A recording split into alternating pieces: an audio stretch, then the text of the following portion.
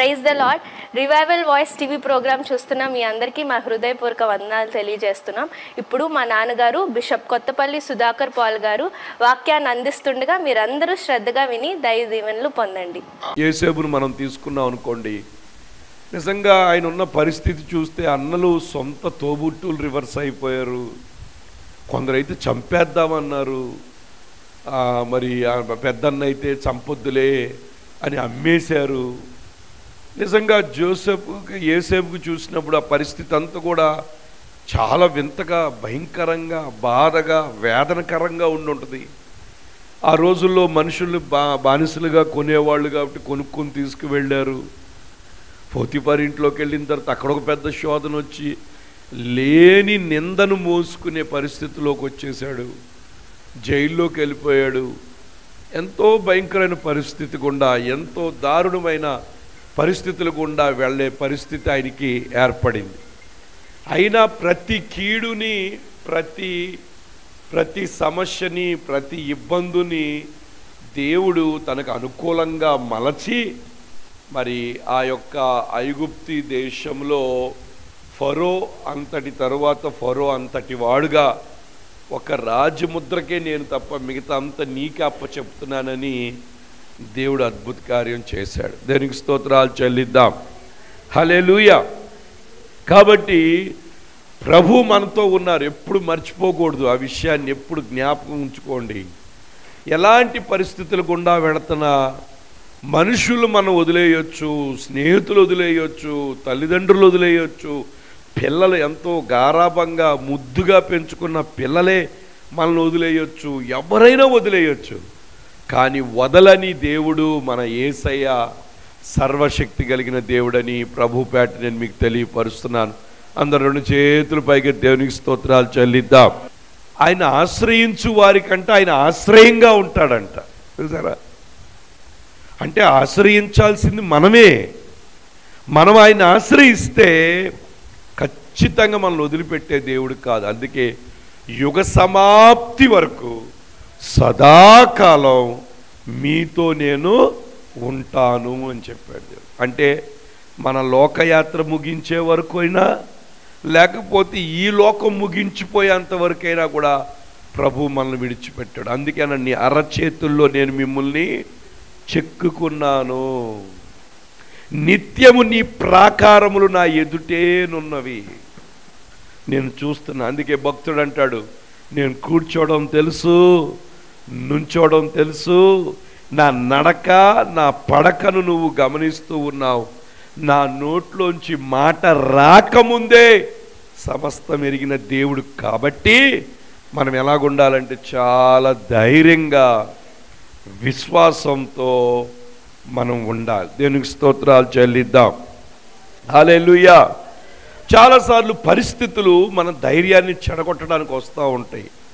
ఇప్పుడు నేను ఇన్ని మాటలు చెప్తాను, పాస్టర్ గారు మీకు ధైర్యంగా ఉంటారా, మీకు నిరుత్సాహం రాదా అంటే, ప్రతిరోజు ఏదొక సందర్భంలో నిరుత్సాహం అనే ఆయుధాన్ని సాతాను నా మీద వాడుతూనే ఉంటాడు.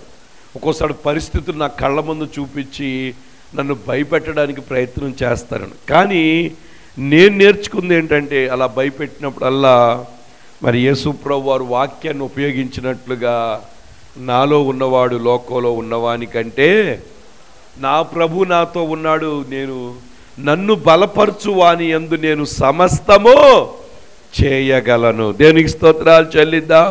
కృంగిపోవద్దు, భయపడొద్దు, అధైర్యపడొద్దు, నిరుత్సాహపడద్దు. నిరుత్సాహాన్ని ఒక ఆయుధంగా వాడుకుని మనిషిని పాడు చేయడానికి ఉపయోగించే భయంకరమైన ఆయుధం ఏంటో తెలుసా? సాతానుగాడు నిరుత్సాహము, నిస్సహాయత, ఒక డిప్రెషన్, ఒక మనోవేదనలోకి తీసుకెళ్ళిపోతాడు.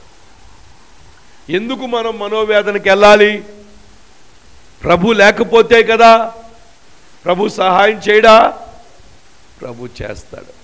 ఆ మనోవేదన పోవాలి అంటే నీ నోట్లోంచి ఏం రావాలంటే, నా ప్రభు నాతో ఉన్నారు, నా ప్రభు పక్కన నేను కూర్చుని ఉన్నాను. మనం ఎఫెసీ పత్రికలో చూస్తాం, ఆయనతో కూడా మనల్ని లేపి ఆయన పక్కన మనల్ని కూర్చుండబెట్టారట. కాబట్టి మన ఒంటరి వారము కాదు, మనలో ఉన్న ఆయన లోకంలో ఉన్న సమస్యల కన్నా ఇబ్బందుల కన్నా గొప్పవాడు. దేవునికి స్తోత్రాలు చెల్లిద్దాం. హల్లెలూయా. మనల్ని మనం బలపరుచుకోకపోతే మనల్ని బలపరిచే వాళ్ళు ఎవ్వరు కూడా ఉండరు. చూడండి, యోహాను రాసిన సువార్త 16వ అధ్యాయం 33వ వచనం చూద్దాం. బైబిల్ ఉన్న వారందరూ తెరవండి. చూడండి, ఫస్ట్ మాట ప్రభు చెప్తున్నాడు, నా యందు మీకేం కలుగుతుంది? సమాధానము. ఇచ్చట కలుగని అచ్చట కలుగని ఊరంతా తిరుగుతాం మనం.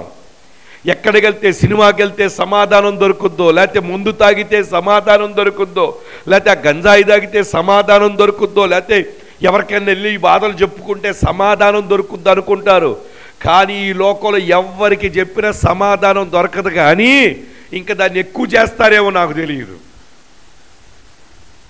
అందుకే ప్రభు చెప్పాడు, ఏమని తెలుసు? నా యందు మీకు సమాధానము కలుగునట్లు ఈ మాటలు చెప్తున్నాను. నా దగ్గరకు వస్తే మీకు సమాధానము. దేని గురించి మీరు చింతపడొద్దు. ప్రతి విషయములో కూడా ప్రార్థన విజ్ఞాపనలు చేత కృతజ్ఞతాపూర్వకముగా మీ విన్నపాలను దేవునికి తెలియచేయండి. అప్పుడు సమస్త జ్ఞానమునకు మించిన సమాధానము మీ హృదయాలకు ఏమవుతుందంట? ప్రార్థిస్తే సమాధానం రావాలి. విశ్వాసం లేని ప్రార్థన సమాధానం తీసుకురాదు. దేవుడు అన్య భాషలనే వరం నీకు ఇచ్చాడు. ఏం ప్రార్థన చేయాలో నీకు తెలియకపోతే రోజుకొక అరగంట అన్య భాషలు మాట్లాడు. నువ్వు యుక్తముగా ప్రార్థించుట మనకు తెలియదు, కానీ ఆ ఆత్మే మన పక్షాన విజ్ఞాపన మూల్గులతో విజ్ఞాపన చేస్తాడు. దేవునికి స్తోత్రాలు చెల్లిద్దాం. హల్లెలూయా.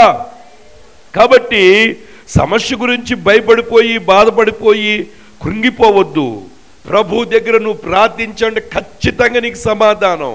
ఆయన చెప్తాడు, నా యందు మీకు సమాధానం కలుగునట్లు ఈ మాటలు నేను మీతో చెప్పుచున్నాను. లోకములో మీకు శ్రమలు కలుగును. లోకంలో ఏం కలుగుతాయి? మన లోకంలో ఉన్నామా పరలోకంలో ఉన్నామా? లోకంలో ఏం కలుగుతాయి? శ్రమలు. వయసు పెరిగే కొద్దికి వయసుకు తగిన శ్రమలు వస్తాయి.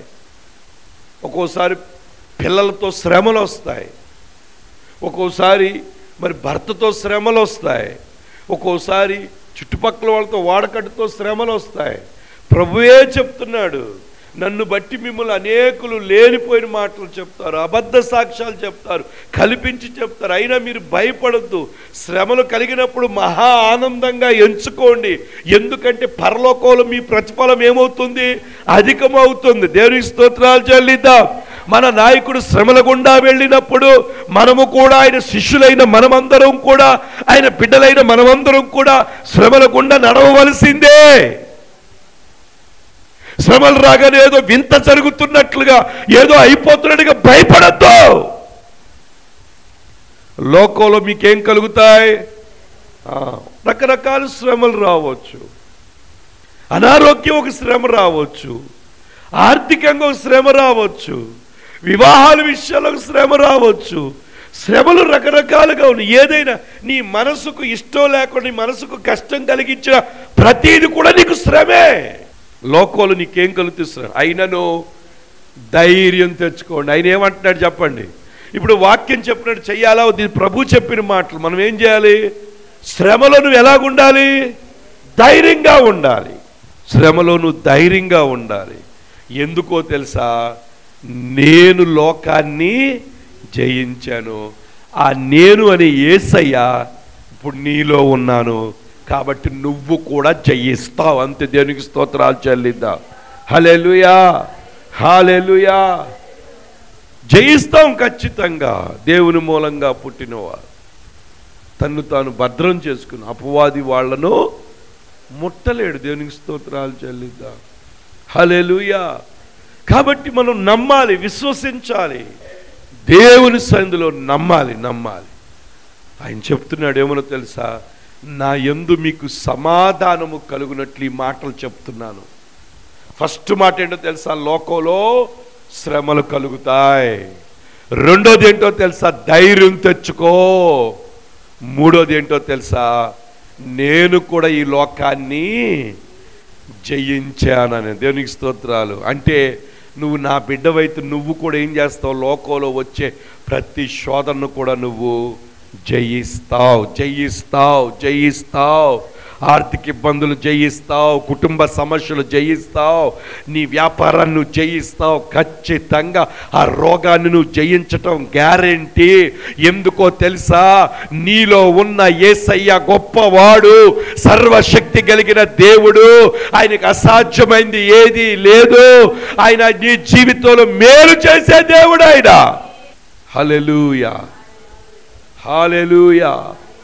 కాబట్టి ప్రియమైన దేవుని బిడ్డలారా, ఏ పరిస్థితి గుండా నువ్వు వెళుతున్నావో, ఏ సమస్య గుండా నువ్వు వెళుతున్నావో, ఏ బాధ నిన్ను బాధ పెడుతుందో, ఒకవేళ నువ్వు వదిలేసావేమో, ఇక నా వల్ల కాదండి, నేను ఇంక చేయలేను, ఆ మనిషి మారతాడనడానికి నమ్మకం లేదు, ఈ రోగం తగ్గుద్దనడానికి నమ్మకం లేదు, లేకపోతే మా జీవితాలు బాగుపడ్డాయి అనటానికి ఒక్క సూచన కూడా, ఒక్క ఆధారం కూడా మాకు కనబడట్లేదని ఈరోజు నువ్వు బాధపడుతూ ఉన్నావేమో, బాధపడుతూ ఈ ప్రోగ్రాం చూస్తూ ఉన్నావేమో. ప్రభు నీతోనే మాట్లాడుతూ ఉన్నాడు. ఆయన నీకు సమాధానాన్ని ఇవ్వగలడు. ఈ శ్రమలు వస్తాయని ఆయనకి తెలుసు. నువ్వు చేయాల్సిందేంటో తెలుసా? ధైర్యం తెచ్చుకో. ధైర్యంగా ప్రభు మీద ఆధారపడే గుణం ఉంచుకో. మనుషుల వైపు చూడొద్దు, పరిస్థితుల వైపు చూడొద్దు, రోగం వైపు చూడమాక. రోగం వైపు చూస్తే ఏడుపు వస్తుంది, దేవుని వైపు చూస్తే ధైర్యం వస్తుంది. అందుకే అబ్రహాం ఏం చేశాడో తెలుసా? రమారమి 100 ఏండ్ల వయస్సు గలవాడయ్యుండి. ఒకసారి ఆ వాక్యం చూస్తారా? రోమీలకు రాసిన పత్రిక ఒకసారి తెరవండి. 4వ అధ్యాయము 15 నుంచి చదువుదాం. తాను విశ్వసించిన దేవుని ఎదుట అనగా మృతులను సజీవులుగా చేయువాడును, లేని వాటిని ఉన్నట్టుగానే పిలుచువాడునైనా దేవుని ఎదుట అతడు మనకందరికీ తండ్రి అయి ఉన్నాడు. నిరీక్షణకు ఆధారము లేనప్పుడు అతడు చూసారా చూసారా ఎంత మంచి మాటలో. మరి ఎవరికి అర్థమవుతుందో నాకు తెలియదు, చూస్తున్న వారికి అర్థమవుతుందో లేదో వినండి. ఎంత మంచి మాటలో. తాను విశ్వసించిన దేవుని ఎదుటంట, ఆ ఎదుట అనగా మృతులను. ఏ దేవుణ్ణి ఆయన విశ్వసించాడంట? వినండి జాగ్రత్తగా. ఆయన ఏ దేవుణ్ణి విశ్వసించాడట? మృతులను సజీవులుగా చేయువాడు. ఈరోజు నా ప్రశ్న, నువ్వు ఏ దేవుణ్ణి విశ్వసిస్తున్నావు? ఏ దేవుణ్ణి నువ్వు విశ్వసిస్తూ ఉన్నావు? అబ్రహాము యొక్క విశ్వాసానికి కార్యాలు పొందడానికి సీక్రెట్ ఏంటో తెలుసా? తాను విశ్వసించిన దేవుని ఎదుట అనగా మృతులను సజీవులుగా చేయువాడు, లేని వాటిని ఉన్నట్టుగానే పిలుచువాడునైనా. అబ్బా, దేవునికి స్తోత్రాలు చెల్లిద్దాం. ఇవాళ ఎవరిని నమ్ముతున్నావు? ఈ నెలలో నా దేవుడు లేనిది ఉన్నట్టుగా పిలుస్తాడని నమ్ముతున్నావా? నా శరీరం మృతతుల్యమైపోయింది, దీన్ని బ్రతికించగలడు. నరాలను మళ్ళీ ఏ విధంగా అయితే లాజరుకు కొత్త నరాలు ఇచ్చాడో, ఏ విధంగా అయితే శృంగారం అనే దేవాలయం దగ్గర పుట్టి కుంటివాడు నరాల్లో శక్తిని ఇచ్చాడో, బెతస్దా కోనేరు దగ్గర 38 సంవత్సరాల నుంచి అక్కడే పడున్న వాడిని లేవనెత్తినట్లుగా 4 స్నేహితులు తన స్నేహితుడిని మోసుకుని వచ్చారు.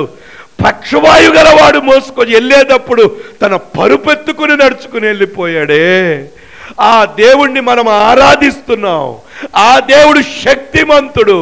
అదే దేవుడు ఒక మాట చెప్పాడు, నిన్న నేడు రేపు ఒకే రీతిగా ఉన్నానన్నాడు. ఆనాడు చేసిన దేవుడు ఆనాడు ఆ నామము చేయగలిగిందంటే ఈనాడు కూడా ఆ నామము నీ జీవితంలో చేయగలుగుతుంది.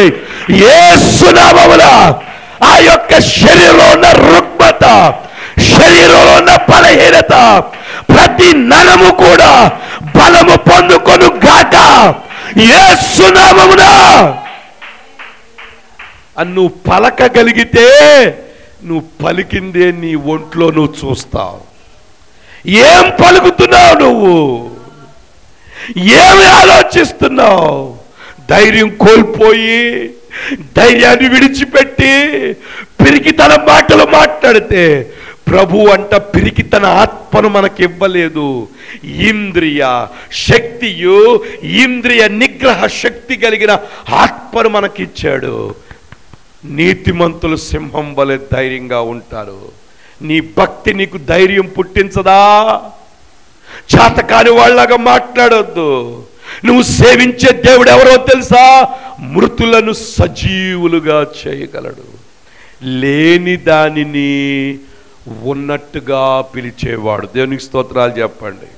హల్లెలూయా, హల్లెలూయా. లేని దానిని ఉన్నట్టుగానే పిలుసు. అక్కడ ఏమీ లేదు, ఆరోగ్యం లేదు. ఆరోగ్యం రా, యేసు నామములో ఆరోగ్యం వచ్చును కాక. పేతురు యోహాన్లు కూడా అదే చేశారు. మా దగ్గర వెండి బంగారాలు లేవు, మా ఎంక నువ్వు బాగా చూస్తున్నావు, మనుషుల ఎంక చూసి చూసి నీకు అలవాటు అయిపోయింది.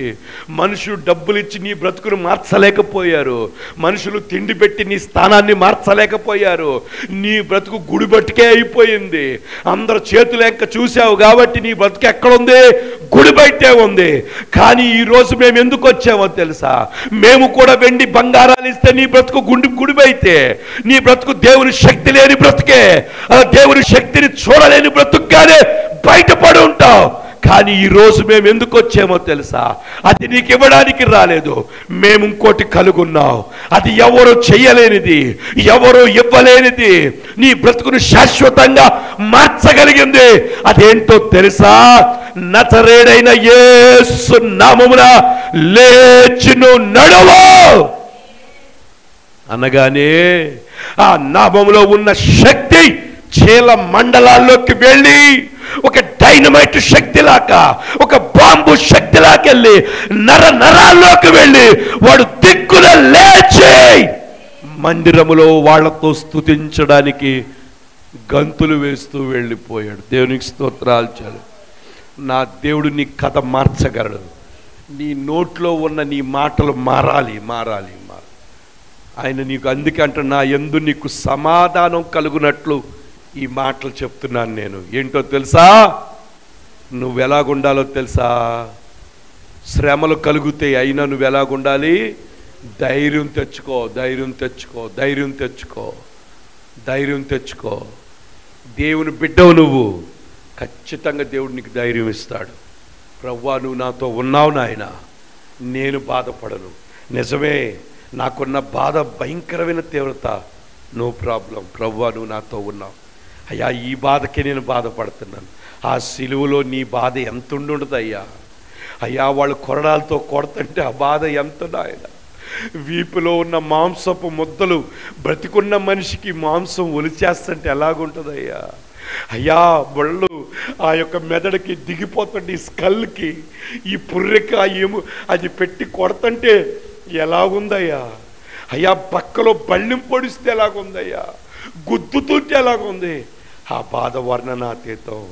నేనంటా, నా ప్రభువుకు తెలుసు బాధ తీవ్రత, ప్రభువుకు తెలుసు.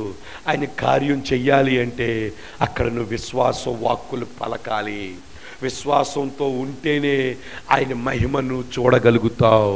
నమ్ముట నీ వల్ల అయితే నమ్మువానికి సమస్తము సాధ్యమే.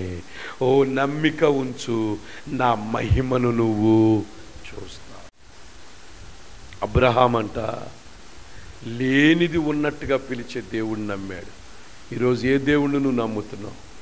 లేనిది ఉన్నట్టుగా పిలిచే దేవుడు నమ్ముతున్నావా, లేకపోతే ఉన్నది తీసేసే దేవుడిలాగా అనుకుంటున్నావా? ప్రియమైన దేవుని బిడ్డలారా, మీరు ఆరాధించే దేవుడు శక్తివంతుడు. ఆయనకు అసాధ్యమైంది ఏదీ లేదు. ఆయన ఏదైనా చేయగల సమర్థుడు. ఆయన చేయలేని కార్యం ఏదీ లేదు. అందుకే అబ్రహాం ఇంకేమంటున్నాడు తెలుసా? ఆ మాటలు చూడండి, ఒక మాట చదువుదాం. లేనిది ఉన్నట్టుగా పిలుచువాడైన దేవుని ఎదుట ఆయన మనకందరికీ తండ్రి. ఇందును గూర్చి ఏమని రాస్తుందంటే, ఇందును గూర్చి నిన్న అనేక జనములకు తండ్రిగా నియమించినని వ్రాయబడి ఉన్నది. నీ సంతాము ఎలాగూ ఉండునని చెప్పిన దానిని బట్టి తాను అనేక జనములకు తండ్రి అగునట్లు.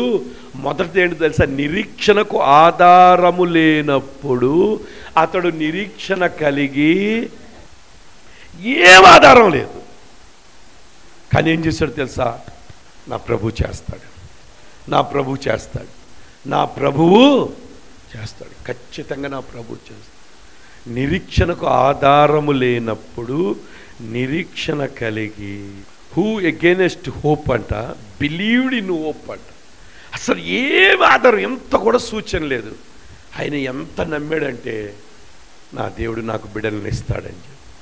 రెండోదంట చూడండి, మరియు ఆయన విశ్వాసమందు బలహీనుడు కాక రమారమి 100 ఏండ్ల వయసు గలవాడయ్యుండి అప్పటికి తన శరీరము మృతతుల్యమైనట్టును శారాగర్భము మృతతుల్యమైనట్టు ఆలోచించనే గాని ఆ విశ్వాసం వలన దేవుని వాగ్దానమును గూర్చి సందేహింపక దేవుణ్ణి మహిమపరచంట, వాగ్దానము చేసిన దానిని నెరవేర్చుటకు సమర్థుడని రూఢిగా విశ్వసించి విశ్వాసం వల్ల బలం పొందుకున్నాడంట. హల్లెలూయా. విశ్వాసం వల్ల ఏం పొందుకున్నాడంట? బలం. నిజంగా దేవుడి మీద నీకు నమ్మకం ఉంటే నువ్వు బలంగా ఉంటావు, ధైర్యంగా ఉంటావు. ఎందుకంటే నీకేంటి విశ్వాసం తెలుసా? నా దేవుడు నాకు విజయం ఇవ్వబోతున్నాడు, నా దేవుడు ఈ శ్రమలు జయించినప్పుడు నేను జయించగలుగుతాను. ఎందుకంటే ఆ యేసయ్య నాలోనే ఉన్నాడు, నాలో ఉన్నవాడు లోకంలో ఉన్నవాని కంటే గొప్పవాడు. అందుకే దావీదేమన్నాడు తెలుసా? అరే నువ్వు కత్తితో ఈటుతో వస్తున్నావు, నేనైతే ఎవరితో వస్తున్నావు? సైన్యములకు అధిపతియగు యెహోవా నామం పేరిట వస్తున్నాను అన్నాడు. దేవునికి స్తోత్రం. దేవుని వాగ్దానాలు సందేహించలేదంట, అవిశ్వాసం వల్ల బలహీనుడు కాలేదంట, నిరీక్షణ లేనప్పుడు నిరీక్షణ కలిగి ఉన్నాడంట.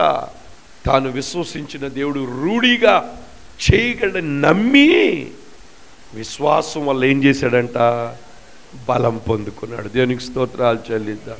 కాబట్టి ప్రియమైన దేవుని బిడ్డలారా, ప్రభు మనకు జయమిస్తాడు ఖచ్చితంగా. అందుకే అంటున్నాడు, నా యందు మీకు సమాధానం కలుగునట్లు ఈ మాటలు మీతో చెప్పుచున్నాను. లోకములో మీకు శ్రమలు కలుగును, అయినను ధైర్యము తెచ్చుకొనుడి, నేను లోకమును జయించి ఉన్నాను. I have overcome the world. నేను లోకాన్ని జయించాను, లోకాన్ని దాటాను నేను. కాబట్టి నువ్వు కూడా దాటగలవు, ఖచ్చితంగా ఆ పరిస్థితులను నువ్వు దాటగలవు, ఆ సమస్యలను దాటగలవు, ఆ ఇబ్బందులు దాటగలవు. ఆ ఇబ్బందులు, ఓ ప్రభు యోర్దాని వెనక శత్రు సైన్యం వస్తుంది, ఎదరు చూస్తే సముద్రం, ప్రభు దాటించాడు కదా, నిన్ను కూడా దాటిస్తాడు ఆయన. శత్రువుకి అప్పచెప్పడు, శత్రువుకి అప్పచెప్పడు. ఈ నెలలో నువ్వు శత్రువు చేతిలో పడవు, శత్రువుకి నువ్వు అప్పచెప్పబడవు. శత్రువు చేతిలోంచి దేవుడు నిన్ను విడిపిస్తాడు. ఆయన ఆల్రెడీ నిన్ను విడిపించాడు. విడిపించిన దాన్ని నువ్వు విశ్వసించి నువ్వు విడుదల పొందాలి. దేవునికి స్తోత్రాలు చెల్లిద్దాం. హల్లెలూయా. ఆయన విడిపించే దేవుడు, ఆయన విడిపించే దేవుడు, ఆయన తప్పించే దేవుడు, ఆయన రక్షించే దేవుడు, ఆయన పోషించే దేవుడు, ఆయన నిలబెట్టే దేవుడు, ఈ నెలలో అద్భుతాలు చేసే దేవుడైనా, ఏదైనా చేయగల సమర్థుడైనా, నీ కథ మార్చగలిగిన దేవుడైనా ఈ నెలలో నీ కథ మారుస్తున్నాడు ఆయన. ఏ కథతో నువ్వు ఉన్నావో, ఏ బాధ కథతో నువ్వు ఉన్నావో, ఏ అప్పుల కథతో నువ్వు ఉన్నావో, ఏ కుటుంబ సమస్యల కథతో ఉన్నావో, ప్రతి కథను కూడా ఆయన మార్చగలడు. ఆయన మార్చడానికి ఈ లోకానికి వచ్చాడు. నీ జీవితాన్ని అనేకుల ముందు ఆశీర్వాదకరంగా ఉంచడానికే తన్ను తాను రిక్తుడుగా ఆ గొలగతా కొండ మీద ఆ సిలువలో నీ కొరకు బలైపడు. నీ శాపాన్ని తీసివేయడానికి, నీ రోగాన్ని తీసివేయడానికి, నీ యొక్క సమస్యలు తొలగించడానికి, నీ యొక్క అవమానాన్ని తొలగించడానికి, నీ జీవితాన్ని అనేకుల ముందు తలగా చేయడానికి ఈ లోకానికి ప్రభువు వచ్చారు. కాబట్టి ధైర్యంగా ఉండు, ధైర్యం తెచ్చుకో. ఎక్కడి నుంచి వింటున్నావు నాకు తెలియదు, ఏ ఊరిలో వింటున్నావు, ఏ గ్రామంలో వింటున్నావు, ఏ టీ స్టాల్ దగ్గర వింటున్నావో, ధైర్యం తెచ్చుకో, ధైర్యం తెచ్చుకో. అపవాది నిన్ను కృంగదీస్తున్నాడు, అపవాది నీ మీద దాడి చేశాడు. అపవాది దాడి నువ్వు ఆర్పాలంటే విశ్వాసం అనే డాలు పట్టుకోవాలి, వాక్యం అనే ఖడ్గం పట్టుకోవాలి. విశ్వాసం డాలు లేకుండా, వాక్యం ఖడ్గం లేకుండా అపవాదిని నువ్వు జయించలేవు. ఏడుపుతో అపవాదిని జయించలేవు, చింతతో అపవాది జయించలేవు. అందుకే భక్తుడు చెప్తున్నాడు, దేని గురించి మీరు చింతపడొద్దు. అందుకే పరిశుద్ధ గ్రంథం చెప్తుంది, ఆయన మిమ్మల్ని గురించి చింతించుచున్నాడు గనుక మీ చింత యావత్తు ఆయన మీద వేయుడి. మన కొరకు చింతించే యేసయ్య ఉన్నాడు, మన కొరకు ఆలోచించే యేసయ్య ఉన్నాడు. నువ్వు అనుకోవచ్చు, నా గురించి ఆలోచించే వాళ్ళు ఎవరూ లేరు, నన్ను పట్టించుకునే వాళ్ళు ఎవరూ లేరు. ఒకప్పుడు నాకు ఆరోగ్యం ఉన్నప్పుడు అందరూ నన్ను వాడుకున్నారు, అందరితో పనులు చేయించుకున్నారు, లేకపోతే అందరూ కూడా నన్ను ఉపయోగించుకున్నారు. ఈ రోజుకు నాకు వచ్చే పరిస్థితికి ఎవరు కూడా నాకు ఉపయోగపడే వాళ్ళు లేరు, అయ్యో నాకు సహాయం చేసేవాళ్ళు లేరని ఆ మనుషులు ఈ మనుషుల వైపు చూస్తున్నావేమో. ఒక సత్యం చెప్తున్నాను విను, ఈ రోజు ప్రభువే నీకు సహాయము. కొండల తట్టు చూచిన నీకు సహాయం ఎక్కడి నుంచి వచ్చును? భూమి ఆకాశములు సృజించిన యెహోవా వలనే నీకు సహాయం కలుగుతుంది. ఓ హల్లెలూయా, హల్లెలూయా. ఆయన నీ కాపరి, యెహోవా నా కాపరి, నాకు లేమి కలగదు. ఆయన పచ్చిగల చోట్ల నిన్ను పరుండు చేస్తాడు, శాంతికరమైన జలముల యొద్దకు నిన్ను నడిపిస్తాడు. గాఢాంధకారపు లోయలలో నేను సంచరించును, ఏ అపాయమునకు భయపడను, నీ దుడ్డు కర్రయు నీ దండము నన్ను ఆదరించును. హల్లెలూయా, హల్లెలూయా. ప్రియమైన దేవుని బిడ్డలారా, భయపడొద్దు, కంగారు పడొద్దు. ప్రభు మనతో ఉన్నాడు. ఖచ్చితంగా దేవుడు ఈ నెలలో గొప్ప కార్యాలు ప్రభు చేయబోతున్నాడు, ఆశ్చర్యకార్యాలు చేయబోతున్నాడు. He's going to give you surprise. ఒక సర్ప్రైజ్ని దేవుడు ఇవ్వబోతున్నాడు ఈ నెలలో. నమ్మినోడు దేవునికి స్తోత్రాలు చెప్పండి. హల్లెలూయా, హల్లెలూయా. ఐ రిసీవ్ అన్న వాళ్ళు దేవునికి స్తోత్రాలు చెప్పండి. దేవుడు ఒక సర్ప్రైజ్తో సర్ప్రైజ్ చేయబోతున్నాడు నిన్ను. I don't know what that surprise, but God gave me that word. ప్రభు ఆ యొక్క మాటను నాకు ఇచ్చారు. ఈ నెలలో దేవుడు నిన్ను సర్ప్రైజ్ చేయబోతున్నాడు. ఈ నెలలో దేవుడు నీ పట్ల అద్భుతం చేయబోతున్నాడు. ఈ నెలలో నీ కథను ఆయన మార్చబోతున్నాడు. ఆయన నామానికి మహిమంతా తెచ్చుకోబోతున్నాడు. ఆయన ఏదైనా చేయగల సమర్థుడు. అందుకే ప్రభు వారు అంటున్నారు, నేను సర్వ శరీరులకు దేవుడను, నాకు అసాధ్యమైనది ఏదైనా కలదా?